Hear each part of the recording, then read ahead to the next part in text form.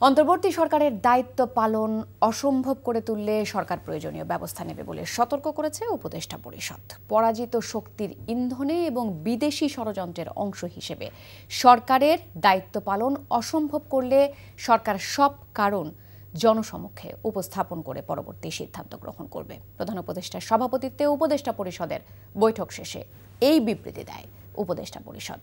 আর পরিকল্পনা উপদেষ্টা ডক্টর ওয়াহিদুদ্দিন মাহমুদ জানিয়েছেন পদত্যাগ করছেন না ডক্টর ইউনূস। বিস্তারিত হাসান মাহমুদের রিপোর্টে। ছাত্র জনতার গণ অভ্যুত্থানে স্বৈরাচার সরকারের পতনের পর দায়িত্ব গ্রহণ করে ডক্টর মোহাম্মদ ইউনূসের নেতৃত্বাধীন অন্তর্বর্তী সরকার।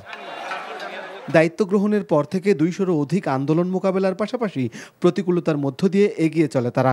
তবে গেল কয়েকদিনে রাজনৈতিক পক্ষসহ বিভিন্ন পক্ষের নানামুখী বক্তব্যে কিছুটা সংকট সৃষ্টি হয়, যার প্রেক্ষিতে ডক্টর ইউনূসের পদত্যাগের বিষয়টি সামনে আসে।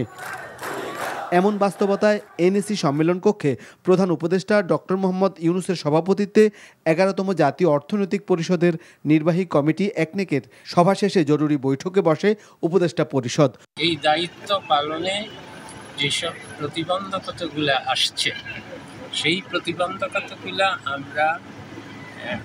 আমরা আলোচনা করেছি এবং আমরা প্রত্যেকে এই যে বিভিন্ন জায়গা থেকে কি প্রতিবন্ধকতা হচ্ছে, কার কি প্রতিবন্ধকতা হচ্ছে, বিভিন্ন মন্ত্রণালয়ে সংস্কার কাজে আমরা এগিয়ে নিতে গেলে কি কি প্রতিবন্ধকতা হচ্ছে সেগুলো আমরা দেখছি। পরে উপদেষ্টা পরিষদের বিবৃতিতে জানানো হয়, সরকারের স্বকীয়তা, সংস্কার উদ্যোগ, বিচার প্রক্রিয়া, সুষ্ঠু নির্বাচন ও স্বাভাবিক কার্যক্রমকে বাধাগ্রস্ত করে এমন কর্মকাণ্ড অর্পিত দায়িত্ব পালন করাকে অসম্ভব করে তুললে সরকার জনগণকে সঙ্গে নিয়ে প্রয়োজনীয় সিদ্ধান্ত গ্রহণ করবে। এটা আমাদের আসল কাজ।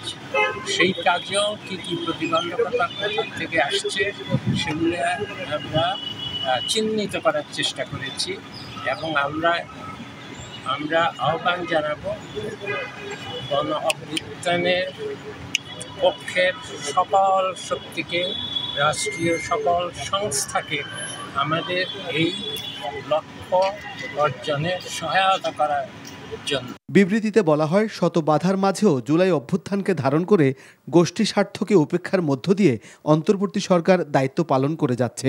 বিভিন্ন সময় নানা ধরনের অযৌক্তিক দাবি দেওয়া, উদ্দেশ্য প্রণোদিত ও এখতিয়ার বহির্ভূত বক্তব্য এবং কর্মসূচি দিয়ে স্বাভাবিক কাজের পরিবেশ বাধাগ্রস্ত করে তোলা হচ্ছে এবং জনমনে সংশয় ও সন্দেহ সৃষ্টি করা হচ্ছে।